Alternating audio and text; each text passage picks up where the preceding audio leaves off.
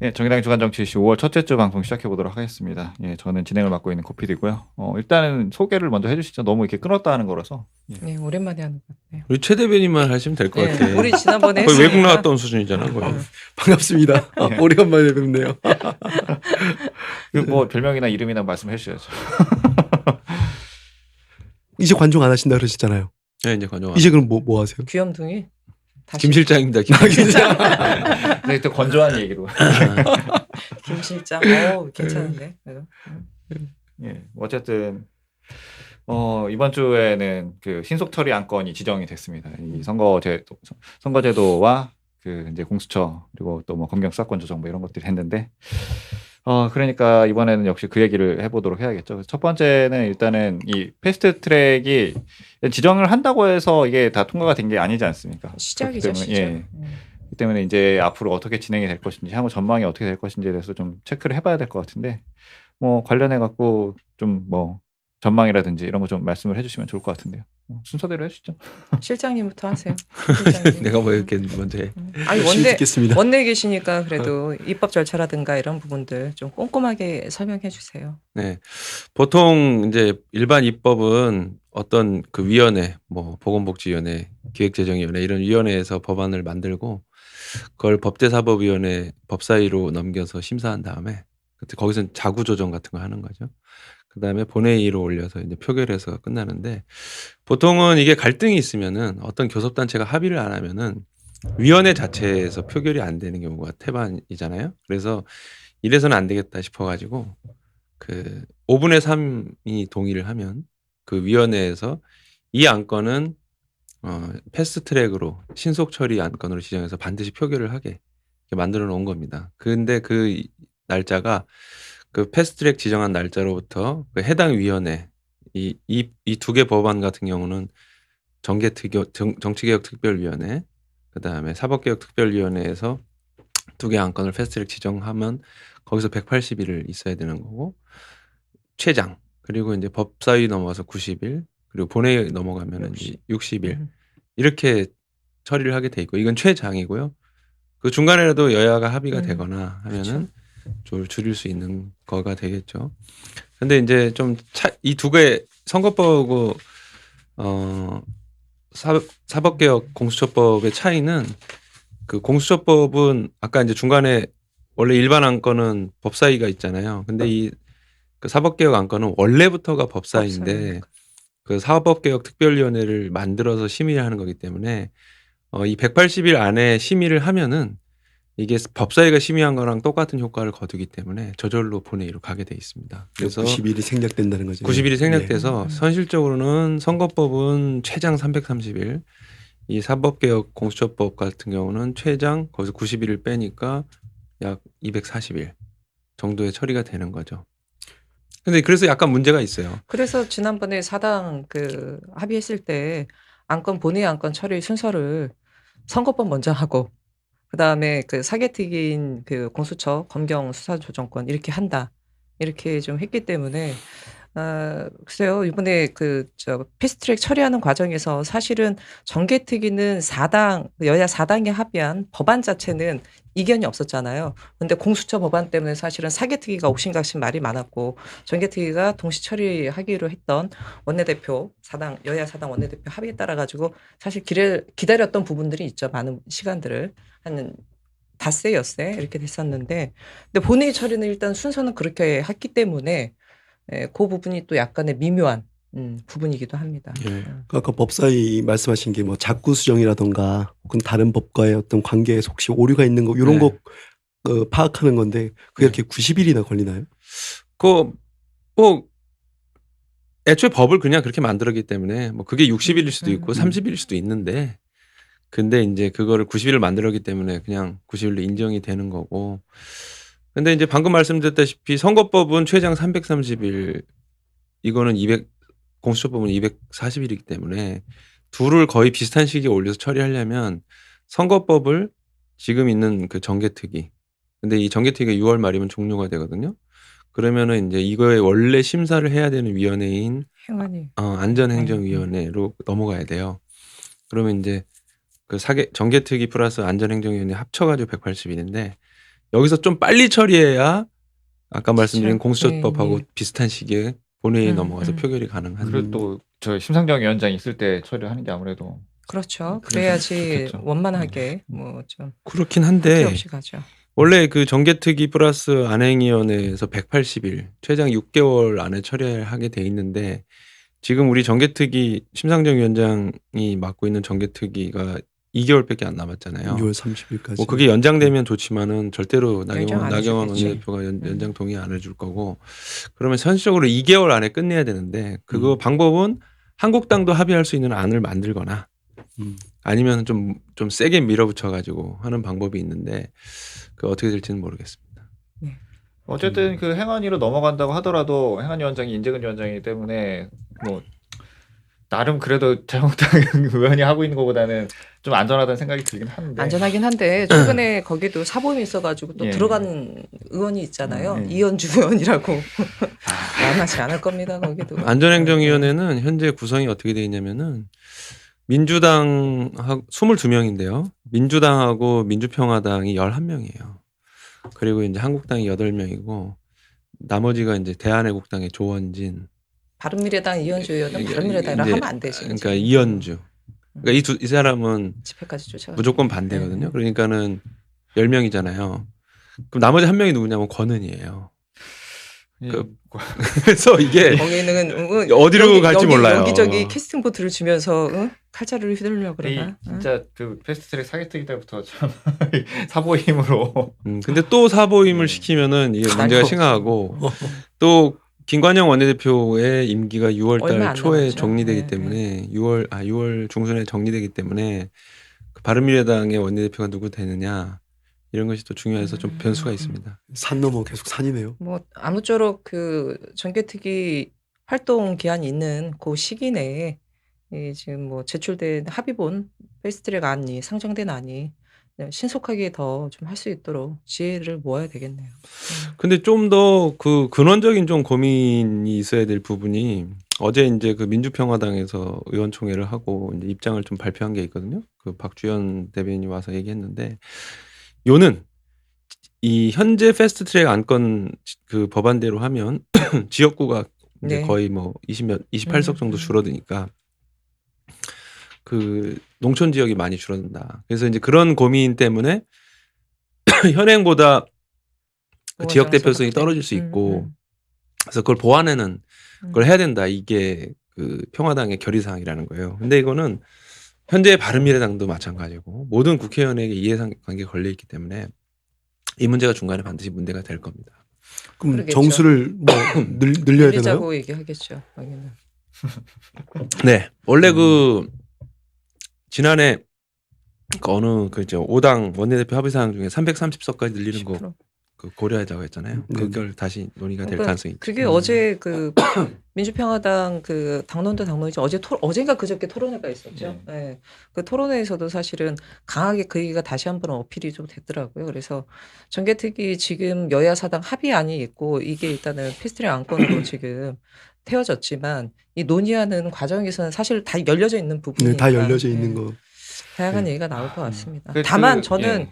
뭐 많이들 말씀하시지만 그 민주평화당에서 얘기했듯이 의원 정수 10% 이상 확대되고 등등 하면 좋은 것 같아요. 다만 지금의 그 상정된 안보다는 후퇴돼서는 안 된다. 예, 이것도 100% 연동형 부분이 아니고 정의당도 상당 부분 양보해서 일단 합의 본 거기 때문에 이거는 마지노선이다. 예. 그게 사실은 그 패스트트랙 지정을 하는 그 날 이제 그 정개특위에서도 이제 그 장제원 의원이 막 액션을 막 취해가면서 모노드라마. 예, 얘기를 했던 쇼했지. 것도 사실 예. 그 거기 보면은 이게 제대로 된 연동형이 아니기 때문에 제대로 된 연동형을 만들어야 된다 뭐 이런 얘기를 했단 진짜 말이에요. 그러니까 말도 안 물론 그 되는- 본심인지 아닌지 뭐 본심이 머리 굴린 거지. 머리- 그건 뭔지는 잘 모르겠지만 그 사람 말은 예. 뭐 심각하게 쓸 기가 없어요. 그러니까 어쨌든 이게 현재 제도로서 이게 뭐 완벽한 연동형이 아니다라는 거에 대해서는 다 이렇게 공감은 하고 있는 거 아닙니까? 아니 비례대표 예. 폐지하자면서 왜 완벽한 그러니까요. 100% 연동형 얘기를 해. 이리 왔다 저리 왔다 하는 그 진짜 그리고 종잡을 그 수 없네. 박지원 의원 얘기였던 것 같은데, 그러니까 그 연동형으로 인해서 그 표의 등가성에 대한 보장을 많이 해주기 때문에 사실상 그 지역에서 그 유권자 수가 적다고 지역구를 없애는 필요가 없다. 그래서 농촌 지역 지역구를 그 통폐합하는 것이 필요 없다는 논리도 있더라고요. 근데 그렇게 되면은 현행이 이제 253 지역구, 그다음에 47 비례대표에서 300석을 유지하고 있는데 농촌을 그러니까 인구수 대비로 이렇게 좀 줄이질 못하면은 비례대표 수가 이제 확 줄어들어서 연동형 지금 완전 연동도 아닌데 준 연동형을 해도 이 효과가 확 감소할 의미가 없는 우려가 것 있죠. 같겠네요. 예를 들어서 현행대로 하면 47석 가지고 지금 여야 사당 합의한 안을 치면 이거 하나만 하는 거거든요. 47석에서도 여기서 50%만 연동형하고 나머지는 병립형으로 한다고 하는데 그렇지 않습니까? 그러면은 이제 어쨌든 그러면 이제 의석을 늘리는 게 불가피해지는 이 얘기들이 나올 것 같은데 국민들이 과연 어떻게 바라볼까요? 이제 국회 당연히 비판적이겠죠. 근데 국회 예산을 동결을 하고 뭐 예를 들면 의원 세비나 특권 그다음에 내려놓기 보좌진들이 현재는 이제 뭐 그 9명 최장 9명까지 이제 되는데 의원 수가 늘어나면은 그만큼 또 보좌진이 늘어나게 되면은 그걸 또 흡수할 수 있게 그 약간 보좌진 수도 1명 정도 줄인다. 물론 뭐 반발은 있겠지만은 만약에 의원 수를 늘린다고 하면은 그거는 필수 불가결한 선택인 것 같아요. 지금 들어간 예산은 동결시키고 그렇죠. 근데 그 얘기는 사실 애초에 우리가 360석 얘기했을 때도 강력하게 얘기했었고 정의당이 그래서 뭐 특권 없애기 위한 그 여러 가지 부분에 대해서 지속적으로 좀 얘기했던 부분인데 저는 근데 그 부분의 불씨가 여전히 살려 있기 때문에 그 부분에 대해서 정의당이 보다 좀 세밀한 안을 좀 준비하고 제출하는 것도 의미는 있을 것 같아요. 아까 그 시간을 단축하려고 그러면 한국당이 합의해야 된다고 말씀하셨잖아요. 그게 제일 그럼 한국당이 합의할 수 있는 안이 뭐가 있을까요? 글쎄요. 한국당이 뭐 동의할 게 있겠어요. 그러니까 지금까지도 사실 아무 얘기를 안 했는데. 한국당은 네. 현재 그 우리 여야 사당이 올려놓은 패스트트랙 안 중에 좋은 것도 있고 싫은 것도 있는 것 같아요. 근데 이제 뭐 싫은 거는 여하튼 간에 자기 지지율 지금까지는 기득권 양당의 한 축이었기 때문에 그 비례대표 숫자가 적으니까 그냥 지역구에서 이렇게 승부 보면은 그 자기 의석이 전체적으로 늘어나는 수는 그런 거는 이제 자기들의 기득권인데 그 아까 말씀드렸지만 수도권이라든가 대도시에서 자기들이 불리하니까 이거를 이번에 여야 선거법에서 지역구에 떨어지더라도 석패율을 만들어준 거는 자기들도 유지하고 싶은 거고. 근데 이제 그 아마 제가 볼 때는 그 한국당 의원들도 그 의석수가 줄어드는 것이 가장 큰 문제. 대표적으로 이제 경북, 경남 같은 데는 그런데도 자기 지역구가 지역구. 통폐합이 많이 되니까. 그래서 이해관계가 좀 맞아떨어지는 측면이 있는데 그러면 의원수 10%를 증원을 하자라고 하는 얘기를 한국당이 먼저 할 거냐? 그건 절대 그렇지 않을 거다. 내심은 좀 바라긴 할 거예요. 근데 내부적으로 부글부글 하겠죠. 이대로 가면은 쟤들이 여야 사당이 세게 밀어붙이면은 225대 75로 되면은 내 지역구 완전 사라지는데 그냥 이대로 그냥 이렇게 우리가 싸우다가 다 장렬하게 전사할 거냐 아니면 타협을 할 거냐 뭐 이런 얘기가 내부적으로 좀 나오겠죠. 저는 우리 그 작년 말에 했었던 논란이 다시 재현될 가능성이 굉장히 많다고 봐요. 한국당 내를 이간질 근데 시켜야겠네요. 중요한 거는 한국당이 어찌됐건 간에 의원 정수 확대에 대한 얘기는 절대로 못 꺼냅니다. 지난번에도 사실은 의원 정수 확대와 관련된 부분 얘기는 안 했고 민주당이 예를 들어 그 얘기를 하면 자유한국당과 전선이 붙는다는 이유 때문에 민주당도 끝끝내 의원 정수 확대에 대한 얘기를 하지 않고 이렇게 머물렀었잖아요. 근데 시간이 가면 갈수록 지역구 의석이 줄어드는 부분에 대한 부담 그거는 뭐 TK 강원의 쪽이 어디입니까? 그 철원 예. 양구 등등 해가지고 4개 그 군이 뭉쳐져 있는데 그런 데 같은 경우는 더 늘어날 공산이 있거든요. 근데 이제 다만 그 시간이 갈수록 자유한국당이 물론 지금 황교안, 나경원 이 체제로 의원들에 대한 동원령이라든가 줄 세우기, 충성도 테스트를 엄청나게 하고 있지만 찬바람이 불기 시작하는 시점이 되면 그때부터는 선당 후사가 아니라 선사 후사 다 이런 모드로 가기 때문에 그때는 판이 좀 어떻게 될지 모르겠어요. 다만 이 패스트트랙 관련돼 가지고 최대한 이 지금 합의된 안을 빠르게 처리하는 과정을 받는다면 이게 뭐 어떻게 보면 가을까지 안 갈 수도 있는 여름 내에서도 할 수 있는 여지도 있기 때문에 그 상황은 좀 지켜봐야 될 것 같습니다. 제가 개인적으로 생각할 때는 그냥 집에서 혼자 많이 생각해 봤는데 세 가지 가능성이 있는 것 같다. 현행대로 그냥 통과될 가능성은 의외로 적은 것 같아요. 예. 그거는 아까도 말했지만 패스트트랙을 밀어붙인 두 개의 조직, 바른미래당과 평화당이 의석수 문제를 지역구 문제를 얘기하고 있기 때문에 이 동력이 현행을 유지를 하긴 쉽지 않을 겁니다. 그러면은 세 가지 가능성이 저는 있다고 보는데 지역구 의석을 그 225석에서 좀 더 늘려서 한 240석 플러스 나머지 60석 정도로 이제 좀 타협하자. 이런 식으로 해서 이제 지역구가 줄어드는 걸 최소화하는 방향으로 뭐 이렇게 하는 방향이 하나 있고 이건 한국당도 약간 바라는 바니까 준연동형을 받아들이더라도 두 번째는 이두저도 안 돼서 현행 대략 253대 47인데 자연스럽게 감소하는 지역구가 있으니까 250대 50 정도. 그래서 그냥 현행과 거의 비슷한. 근데 준연동형은 없어지고 현행대로죠. 거의 현행대로로 영국형으로 그냥 되는. 하는 거죠. 그게 뭔 의미가 의미 50석 비례 없죠. 50석에서 뭐 무슨 뭐냐면 흐지부지 되기 때문에 아까 어차피 그냥 모든 법안이 처리가 안 되기 때문에 음. 흐지부지 돼서 아무것도 안 되는 그러면 그냥 자연스럽게 지역구가 감소해서 비례표가 늘어나는 그런 결과는 될 수도 있을 것 같아요. 가능성은 제일 낮은 것 같아요. 네. 근데 뭐 어떻게 될지 모르겠지만 마지막으로 대타협을 해서 330석으로 늘리는데 그러면 이제 준연동형이라는 틀은 유지하면서 250 플러스 80 또는 뭐 245대 뭐 85 이 정도로 약간 전체적으로 확대시키는 그런 방안 중에 되지 않을까. 뭐 근거는 뭐 설명하려면 좀 오래 걸리니까 250대 80. 그렇게 갈 가능성 이 세 가지 가능성이 제일 높은 것 같다는 게 제 개인적인 판단. 저는 이번에 이 신속처리 안건 지정 이 과정을 보면서 국민들이 일단은 어쨌든 다 자유한국당 지지율도 오르고 민주당 지지율도 올랐잖아요. 근데 그걸 보면서 이렇게 고생을 그러니까 이 물론 사람들은 나눠져 있지만 이렇게 고생을 해서 이걸 얻어냈는데 아무 결과 없이 흐지부지 끝낸다면은 이거를 대단히 그 이상하게 생각할 국민들도 과반수 넘게 있을 거라고 생각이 들거든요. 그 힘을 좀 받아야 되지 않을까. 그러니까 저는 그 현행과 비슷하게 되지는 않을 것 같아요. 왜냐하면 그렇게 되면 리스크가 너무 커요. 민주당도 그렇거니와 뭐 정의당은 뭐 작은 당이긴 하나 정개특 위원장도 맡았었고 사실 그 월요일날 패스트트랙 지정하는 이 과정 속에서 여러 부분도 있습니다. 민주당은 뭐 그다음에 바른미래당, 뭐 민주평화당, 정개특위 간사들의 협의도 있었지만 사실 제가 봤을 때는 심상정 정개특위 위원장이 뚝심이 대단했거든요. 그 중간에 다 패스트트랙 지정 무산됐다라고 기사들 쓰고 기자들 써 제꼈을 때도 제가 누누이 얘기했던 게 절대로 그냥 현행과 같은 상태에서 멈추지 않는다.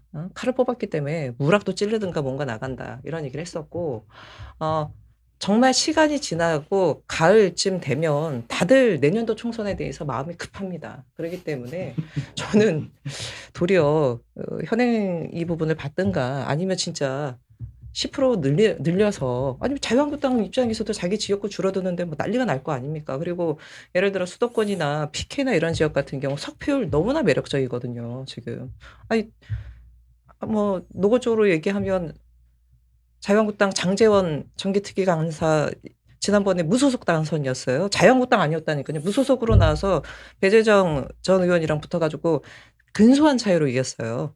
근데 지금 자유한국당 그 네임 달고서 나가서 어떻게 될지 본인도 뭐 조마조마할 텐데. 그래서 좀 전체적으로 진행되는 상황이나 찬바람 불었을 때 각 당의 좀 입장이나 상황을 보면 그림이 나오지 않을까 사실 싶어요. 뭐 지금 뭐 막판 되면은 다들 어떻게 변할지 그러니까 어떻게 돌변할지 모른다니까. 예상할 수 없는 상황이 올 거라. 근데 그거는 이건 좀 다른 맥락이지만 저희가 월요일날 이 패스트트랙 처리되는 과정 속에서 이 정말 이 격하는 국회 난장판 속에서 정의당이 많은 국민들한테 큰 웃음을 줬던 거는 참 좋았던 것 같아요. 특히 TV 많이 나오시던데 두 분. 대변인도 많이 나왔어. 그리고 제가 이 자리를 빌어서 얘기하면 정의당의 그 참심 발랄한 그 아이디어 그 구호는 우리 원내 그 행정실에 이한샘 부장님 원내대표 비서실 선창을 통해 가지고 그게 진행됐다는 걸 꼭 좀 말씀드리고 싶습니다. 제가 옆에 있었어요. 증인입니다. 그 얘기를 하고 자기가 사람 열받게 하는 데는 자신 있다. 심리 전담반 앞으로 심리 전담반으로 이제 인정해요 제가. 이한 쌤 하나님께서 주신 달란트예요, 그거는. 와. 사람 분노하게 하는. 사람 분노하게 가사 하는. 빡치게 하는 아, 거. 예. 아니, 그게 그거였어요. 정의당 이중대라 그러고 구호를 저쪽에서 외치니까 그 한 두 번인가 세 번 정의당 이중대, 정의당 이중대 하니까 갑자기 이승대로 참인당 그러는 거야.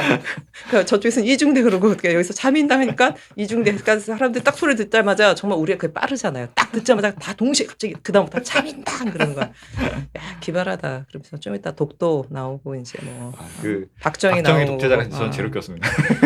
어머님한테 입도 맞아봤대요. 이한 쌤 부장님께서요. 넌 입이 문제라고. 정의당 이제 심리 전담반 반장으로 이제 앞으로 그런 배틀이 있을 때는 전진 배치 시켜가지고 해야 될 것 같아요. 예, 신속처리 안건은 뭐 앞으로도 산 넘어 산인 것 같고요. 또 사실 이 신속처리 안건 지정이 되는 과정에서도 이게 좀 다 엉켜 있지 않았습니까? 그러니까 사개특위도 해야 되고 정개특위도 같이 처리를 해야 되니까. 그러면서 이제 사개특위에서 이 처리가 안 됐던 것 중에 이제 그 검경 수사권 조정 문제 뭐 이런 것들이 있었는데 기소권 독점 문제 이런 거에 대해서도 지금 다시 또 논란이 되고 있더라고요. 이렇게 그 패스트트랙 지정이 됐음에도 불구하고 그래서 이건 민주당 내에서도 조홍천 의원 같은 경우도 자기는 반대한다. 뭐 공수처 법안 같은 경우에 그런 얘기가 나왔었고 또 그 금태섭 의원도 그 나름 좀 합리적인 얘기를 하더라고요. 그러니까 이게 핵심은 그 검찰의 기소 독점주의를 깨는 거기 때문에 사실 그것만 뺏으면 공수처 자체가 필요가 없다. 뭐 이런 논리더라고요. 그래서 지금 뭐 여러 가지 말들이 막 돌고 있는 것 같은데 이게 어떻게 될 것 같은가요? 이 얘기들은. 오늘 주제가 공수처인가요? 아니면 검경 수사권 이게 조정? 그 합쳐서 아. 예, 그 검찰의 기소 독점주의에 대해서 좀 알아보자 뭐 이런 거였는데. 근데 검찰의 기소 독점이 문제라고 하면은 그거를 깨기 위해서 기소를 할 수 있는 다양한 그 기소권을 분산시키면은 되는 거고 그 기소권 분산시키는 것 중에 고위공직자는 주로 검찰이 봐주거나 아니면 봐주는 걸로 딜을 하거나 하는 경우가 워낙 많아서 그거를 고위공직자에 한해서 수사와 기소를 이렇게 할 수 있는 특히 검사나 판사 이런 사람 고위경찰을 기소할 수 있는 권한을 부여하는 그리고 수사는 전반적으로 다 할 수 있는 그런 걸 공수처로 분리하자는 거는 독점주의를 깨는 방안 중에 하나라 이거는 뭐 그거는 금태섭 의원 그러니까 금태섭 의원이 뭐라고 했는지 정확히는 모르지만 그렇게 가는 게 공수처가 그거에 부합한다고 생각하고 예를 들면 마약 수사가 굉장히 심각한 사회적으로 문제다 그러면 마약과 관련해서 기소를 담당하는 마약 수사청이라든가 아니면 금융과 관련해서 그 조사와 기소를 담당하는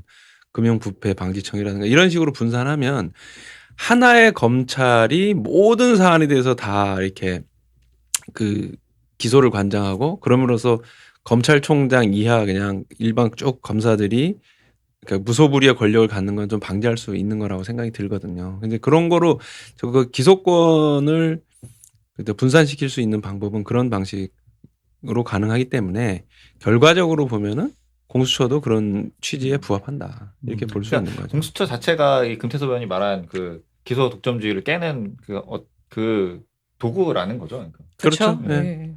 그리고 문무일 총장이 지금 해외 나갔다가 1일날 검경 수사권 관련돼 가지고 견제와 균형, 민주주의 원리 위배된다 그래서 지금 뭐 귀국 중이라고 하네요. 내일쯤 도착한다고 그러는데 이제 이것 때문에 사실 또 검경 수사권 같은 경우 잠잠했다 또 발칵 뒤집어진 거죠 지금.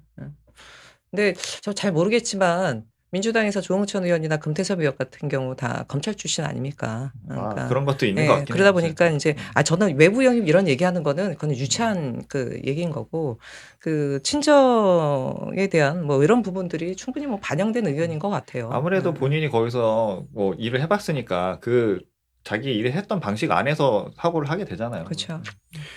특화된 감독기관에게 기소권을 준다. 지금 공정거래위원회 이런 데에도 뭐 이렇게 기소권이 그 특정한 데는 있지 않나요? 공정거래위원회는 이게 아니 기소는 검찰만이 검찰이 하는 건데 네. 요청을 그렇죠. 그러니까 공정거래위원회가 아마 그 무슨 이렇게 기소 요청 뭐 이런 걸 할 수가 있고, 네. 근데 이제 그거를 공정거래위원회뿐만 아니라 중소기업청이나 특화된 그러니까 중소기업부나 분야별로 몇 군데 더 주자라고 했던 게 그거는 이제 재벌들의 검찰이라고 할 수 있는 그렇죠. 공정위, 그러니까 수사와 관련된 부분은 좀 있을 겁니다. 공정위의 권한을 분산하는 좀 약간 이제 그런 거와 관련된 얘기고 그러니까 검찰이 기소권이라고 하는 게 이제 가장 중요한 권한인데 기소를 하거나 안 하거나 하는 권리.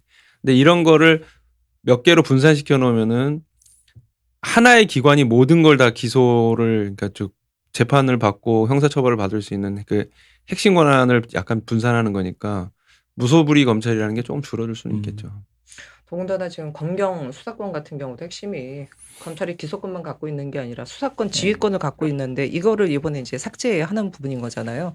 그래서 이제 1차 수사권 그다음에 뭐 수사 이 종결권. 부분을 지금 수사 종결권까지 갖고 있는 게 경찰에 넘겨주는 거 관련돼서도 사실은 이건 예전부터 논의가 굉장히 오래전부터 있었고 그리고 저도 몰랐다 이번에 보니까 작년 6월에 이미 법무부랑 행안부랑 관련돼 가지고 정부랑 1차 합의안이 있었고 또 작년 11월에 법조문 관련돼서 논의하는 부분이 있었더라고요. 근데 갑자기 그때 당시에도 있었던 이 수사권과 수사 종결권 넘기는 부분 관련돼서 이제 와가지고 문무일 총장이 갑자기 빠르르 하니까 이거는 조금 뒷부가 아닌가. 그동안 논의 과정이 있었는데. 그리고 이제 경찰에 과도한 지금 권한이 부여된다. 그다음에 특히 이제 정보권과 관련돼서 이제 뭐 국정원이라든가 검찰에서도 국내 이런 부분에 대한 정보 활동을 못하고 유일하게 경찰만 하고 있는데 너무 과한 거 아니냐 뭐 이러는데 약간 그 부분은 맥락이 좀 다른 맥락인 것 같아요. 근데 지금 와가지고 이렇게 얘기하는 건 좀 뒷부가 아닌가 싶은 생각도 있고요. 뒷부보다는 이제 총선이 다가오기도 하고 자기가 이제 임기도 얼마 안 남았고 그러니까 정확하게 그러니까 정확하게 이제 갈 확실하게 곳을 항명을 하려면 준비해야죠. 확실하게 항명을 하려면 미리 그 작년에 6월달에 정부 합의안 나왔을 때 항명을 했어야죠. 그때 임기가 많이 남았잖아요. 근데 임기가 지금 2개월 남겨놓고 이번 달 말이면 차기 검찰총장 누가 할지 얘기하는데 지금 사퇴한 게 무슨 의미가 있어? 차기 검찰총장 누가 할지 이것 때문에 거기 내에서도 또 이제 뭐 그럴 거 아닙니까 서로. 저는 이 문제를 이제 국민의 시선이 수준에서 이렇게 바라보자면은 이 공수처 얘기도 그렇고 이런 얘기가 나온 이유는 검찰이 신뢰를 잃었기 예, 때문 아닙니까? 못 맞습니다. 믿겠다. 검찰을 못 믿겠다. 음. 그래서 나온 건데 근데 그렇다면은 검찰에서 이걸 반대를 하려면 스스로 자정을 할 수 있는 맞습니다. 어떤 방안이라도 내놓고 얘기를 해야 되는데 아무 그런 게 없잖아요. 네. 그리고 이게 지금 수사권이나 기소권이나 문제가 되는 게 사실 들어보니까 그런 측면으로 보라는 사람들이 있더라고요. 그러니까 이 권력의 핵심은 수사나 기소를 하지 않을 권력이다. 그래서 이걸 쥐고 까불면 깐다. 이걸 할 수 있는 이 권력이라는 거예요. 자기 친한 사람한테는 다 하지 마 끊어버리고. 그래서 이런 잘못된 그쵸. 권력을 어떻게 나눌 것인가에 대해서 검찰 자체 내에서 개혁안이 충실히 나왔다면 사실 공수처 얘기가 안 나왔을 수도 있지 않겠습니까? 저는 약간 좀 그런 생각이 들었는데 좀 과한 비유일 수도 있겠지만 자유한국당이 선거제도에 반대하는 부분 중에 핵심이 기득권이잖아요. 그 수십 년간 누렸던 기득권을 안 놓는 것과 지금 공수처나 검경 수사권 관련돼서 검찰이 반발하는 것도 똑같아요.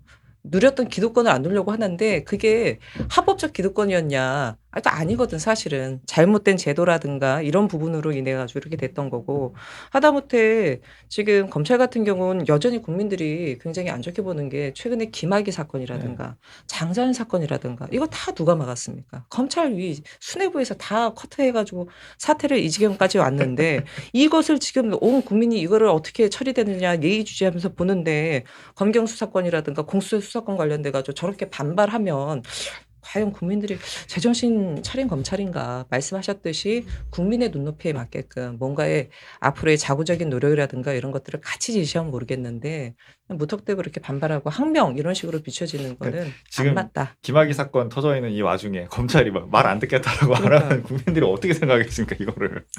근데 이 좀 나눠서 볼 필요는 있을 것 같아요. 이게 뭐냐면은 이제 방금 우리가 얘기한 거는 그 권력 있는 사람들에 대해서 검찰이 기소를 하지 않는, 그러니까 자기 편의에 의해서 이렇게 했던 부분에 대해서는 이제 공수처를 만들어 가지고 뭐 최소한 그 어떤 견제 장치를 만든 거잖아요. 검찰 니네가 안 하면 그 공수처가 해가지고 세게 가겠다. 특히 니네 뭐 그 검사 그리고 이제 판사하고 고위 경찰들은 공수처가 확실하게 기소권도 가지니까 너네 조심하는 게 좋을 거야. 이렇게 해서 이제 됐는데 일반 국민들이 바라볼 때는 이건 좋단 말이에요. 근데 이제 지금 또 하나 쟁점이 뭐냐면 검경 수사권이라는 거잖아요. 이거는 고위공직자나 뭐 어떤 이렇게 권력자들이나 기득권자를 뭔가 이렇게 검사가 기소하지 않아서 그 문제다라고 하는 것과는 약간 다른 문제인 것 같아요. 권력 내부에서의 그 권한에 대한 문제인 거죠. 그러니까는 그 제가 이 관련해서 약간 취재를 해보니까 우리나라 이제 검사가 대략 한 2,500명, 예. 2,000 몇백 명 정도 되고 경찰은 한 11만에서 12만 되더라고요. 물론 뭐 교통경찰도 있고 무슨 경찰도 있고 다 있는데 근데 실제로 지금 현재 관행도 어떻게 돼 있냐면은 검사가 숫자가 적으니까 또 상당수는 또 공소 유지하고 있으니까 무슨 수사나 이런 거를 이렇게 하는 사람도 별로 없고 그래서 1차적으로는 경찰이 다 이제 인지를 하거나 제보를 받거나 아니면 뭐 이렇게 해서 수사를 한다가 이거는 뭐 된다 싶으면은 이건 해야 되겠다 싶으면은 이제 기소 의견으로 올리고 근데 이제 이거 아니다 싶으면 그냥 덮기 때문에 실제로 그 검사가 이런 일이 있었는지 없었는지 모르는 경우로 처리되는 것도 굉장히 태반이라는 거예요. 주로 이제 야 이건 상당히 좀 더 깊게 수사를 해봐야 되겠다. 그럴 때는 이제 영장 청구를 이제 요청하게 되면 이제 검사가 이건 심각한 사건이네 이러면서 이제 그때 판단할 수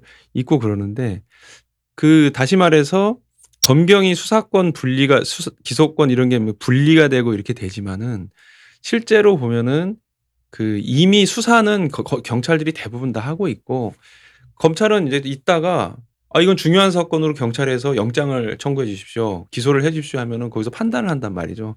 그래서 사실은 약간 분리돼 있는 상태라는 거예요. 실질적으로 이미 관행적으로는 다 분리돼 있는데 이거를 대신에 법적으로 못을 박는 거예요, 이번에. 그러니까는 검찰로서는 이게 뭐 내가 볼 땐 기분이 좀 나쁜 것 같아. 뭐랄까 뭐 이렇게 그 수사 종결권도 줘. 그러니까 뭔가 이미 그렇게 하고 있는 거를 막 이렇게 권한을 주고 뭐 이렇게 하니까 그거에 대해서 좀 열받아 있다가 또 그 경찰이 좀 무리한 수사 관행도 또 있을 거 아니에요. 그럼 그거에 대해서도 경찰이 시민들한테 물어봐라. 죄 졌을 때 그러니까 일반적으로 당신이 어떤 사건이 있을 때 검찰청 가서 이렇게 얘기를 하는 게 낫겠어? 그냥 그 경찰한테 얘기를 하는 게 낫겠어?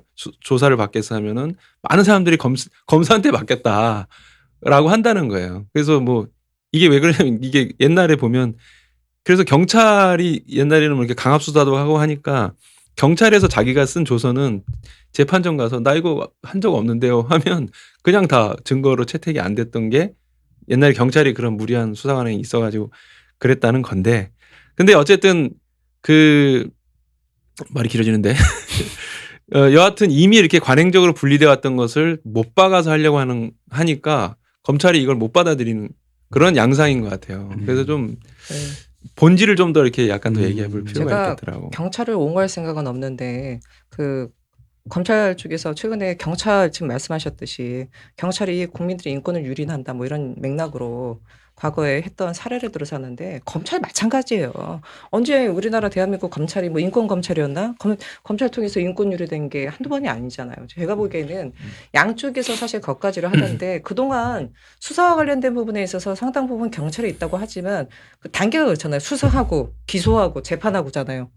그렇게 거치는데 정확히 할 건 해야죠. 예. 그리고 사실 검찰이 그 수사 지휘권을 갖고 있기 때문에 기소권뿐만 아니라 수사 지휘권이라는 부분까지 같이 갖고 있기 때문에 권한이 상당히 굉장히 과도했던 것도 맞습니다. 예. 그리고 저도 이번에 요거 보면서 봤더니 검찰에서 왜 작년 6월에 정부 합의안이 나왔을 때 특별히 문제 제기 안 했냐 하면 그 이유 중에 하나가 자치경찰제 도입 때문에 그랬다 그러더라고요. 자치경찰제 도입이 되면 경찰도 사실은 권력이 분산되는 거잖아요. 그렇기 때문에 제가 봤을 때는 지금 정확히 보면 권력 싸움이에요. 누가 더 많은 권력을 갖느냐의 문제인 건데 과연 이 권력을 어떻게 배분하는 것이 현재적으로 이후로 봤을 때 현재도 그렇고 우리나라 이 사법이라든가 이런 부분에 있어서 권력기관에 있어서 어떤 게 더 나은지를 보고 판단하는 문제인데 제가 이거를 딱 보면서 느꼈던 것 중에 하나는 뭐냐면 이게 처음으로 등장했던 논의라면 정말 다양한 얘기가 있을 텐데 사실 상당 기간 지난하게 왔던 얘기더라고요. 특히 검경 수사권 같은 경우는 언제지? 이게 MB 때부터 있었나? 아니 노무현 정부 때부터 있었나? 논의가 상당히 오래됐었고 예전에 이 박근혜 때는 심대평 전 국회의원 이 사람이 뭐 맡아가지고 이 부분과 관련돼가지고 무슨 위원장도 맡고 이랬던 부분이 있더라고요. 그렇기 때문에 이 부분과 관련된 그동안 논의됐던 축적된 내용이 있고 그런 부분들이 저는 이번에 사개특위에서 상당히 많이 수렴되고 반영된 부분이 아닌가라는 생각이 들어요. 그래서 뭐 더 늦지 않게 이런 부분들이 매듭져야 되는 거 아니냐 싶습니다. 일반 시민들 입장에서 좀 그좀 생각해 볼 필요가 있는 게 일반 시민들이 그러니까 무슨 게 대검 중수부에서 수사하는 거 이런 거 말고 그러니까 일반 시민들의 생활이나 그러니까 어떤 사람은 억울하고 어떤 사람은 잘못해서 이제 그 고소가 되고 고발이 되고 하는 뭐 근데 고발이 된 사람은 뭐 처벌을 그 잘못했으면 처벌을 받아야겠지만 그 과정에서 과도하게 처벌받으면 안 되고 인권유린이 일어나면 안 되니까 근데 이거에 대한 통제 장치가 좀 있어야 될 것 같고 근데 그 검찰은 경찰보다는 우리가 훨씬 더 그걸 한다. 아니 근데 실제로 과거에 경찰이 이게 좀 그럼 그런 게 뭐 있었던 건 사실인 것 같아. 그래서 검찰이 그걸 계속 얘기하고 있고.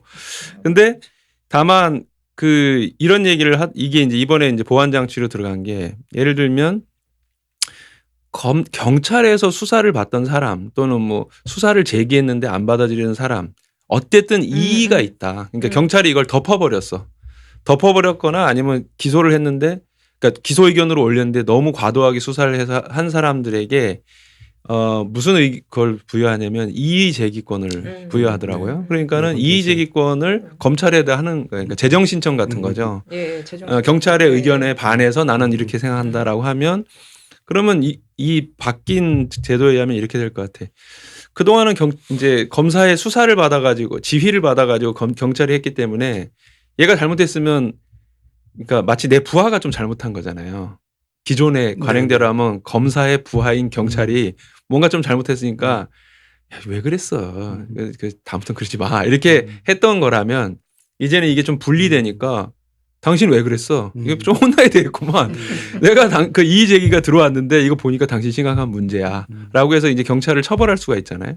그러면 경찰도 조사를 하거나 수사를 할 때 상당히 좀 어떤 인권 문제라든가 아니면 내가 이것을 그 친소 관계에 의해서 이거 처벌하는 의견을 올려야 되는데 봐준다거나 이런 건 좀 줄어들 수가 있겠더라고.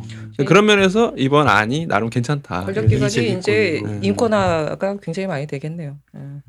서로 견제를 할 수 있는 상황이. 아니, 내가 보니까 그 취재를 해보니까 그런 요소들을 좀 많이 둔 것 같더라고요. 나는 자꾸만 이게 좀 전에도 경찰이 아니 우리나라 경찰이 뭐야 민중의 몽둥이였지 언제 민중의 지팡이였어 과거에 탁 하고서 뭐 이랬는데 근데 제가 왜 자꾸만 검찰 쪽 입장에서 그 얘기할 때 화가 나냐 내가 곰곰이 생각했더니 난 공안 검사 때문에 그런 거야. 공안 검사 그런 게 있어요. 공안 검사 때문에 황교안 나 처음에 이 검경 수사권 할 때마다 맞아요. 계속 생각이 나서 우리 검사하면 사실 딱 떠오르는 이유가 공안검사기 때문에. 그러고 경찰은 그나마 뭐 나쁜 놈도 잡아주고 예를 들면 내가 뭐 막고 있으면 와서 뭐 나쁜 놈 체포도 해주거나 아니면 뭐 길 가는 어린아이 이렇게 잘 이렇게 할 교통경찰도 있기 때문에 네. 경찰은 좋은 면 나쁜 면이 다 있어. 근데 검사는 좋은 기억이 없어. 그런 게 여론도 상당히 작용하겠더라고. 이건 진짜 우스갯소리인데 우리 옛날에 집회나 이렇게 기자회견 할 때 그 정말 그 저 원웨어였을 때 서울 경찰청 앞에서 기자회견하면 경찰들이 와서 막 끌어내고 막 그러잖아요. 그때마다 제가 아는 모 선배께서 늘 그 얘기했어요. 경찰들한테 니네가 이딴 식으로 하니까 수사권 제대로 못 얻는 거야. 그게 한 20년 전 얘기예요. 그때부터 경찰은 가슴속 깊이 그게 사무치는 그거였어. 경찰에 대한 서로 간에 지금 이게 다른 게 배경이 다른 게 저는 이제 지역에서 무슨 저희가 집회하잖아요. 정의당 집회하면 경찰이 와서 이렇게 네, 저는 아니, 보호해주는 경찰로 기억하고 그렇지. 있고 지금은 한 20년 전 온건하게 한 거지. 집회를 우리는 일단 폴리스 라인을 뚫는 게 뭐 이런 사람들이 많잖아. 서로 이게 다른 거예요. 그러니까 경험이. 이게 다 돌고 돌아요. 이번에 자유한국당 보세요. 언제 자유한국당이 스크럼자가 들어놓을 줄 우리가 상상을 했어. 나 진짜 깜짝 놀랐다니까. 연습도 많이 한 것 같더만요. 탁 해가지고 들어놓는 거 보니까.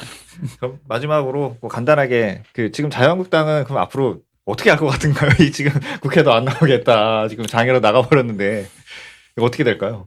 곧 돌아오겠죠. 집 나가면 개고생이잖아. 보니까 지금 대한민국이 뭐 마약 때문에 지금 막 떠들썩한데 자유한국당도 지금 뭐 광장 뽕을 맞은 것 같아요.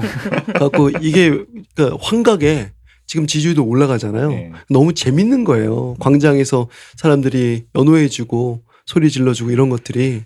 근데 아마 그 환각은 좀 있으면 깰 거예요. 예.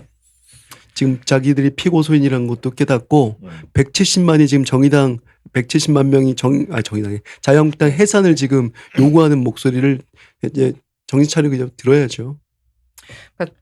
저는 자유한국당도 고민스러울 것 같아요. 밖으로 일단은 나갔는데 사실은 이러한 투쟁 자체가 출구 전략이 그렇죠. 분명히 있어야 출구 전략이 되는데 있어야 되는데. 자유한국당은 제가 봤을 때 지금 출구 전략이 별로 없어요. 그러니까 어느 정도 전국 순회 좀 하다가 흐지부지 하고 할 텐데 국회 들어올 때 뭔가 명분이 있어야 되는데 저 자유한국당이 또 그 들어오는 명분으로 뭘 또 들이밀까 이런 거는 뭐 아직까지는 물음표인 것 같고 나름 제가 보기에는 그게 있는 것 같아요.